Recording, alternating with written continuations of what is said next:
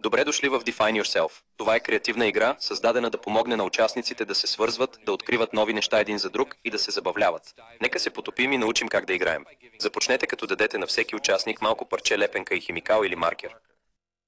Всеки човек пише една характеристика, която го определя. Характерна черта, хоби или дори нещо, което обича.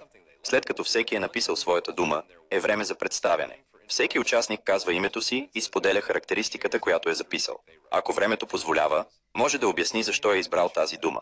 Сега, направете го забавно. Използвайте избраните думи вместо имена по време на груповите дейности. Например, вместо да кажете «Сега е ред на Петър», може да кажете «Сега е ред на риболовеца».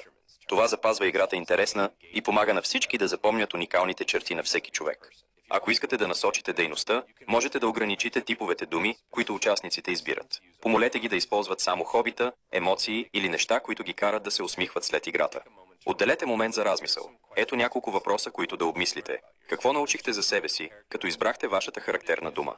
Как използването на характеристики вместо имена повлия на динамиката в групата? Улесни ли ви тази дейност да се свържете с другите? Защо или защо не?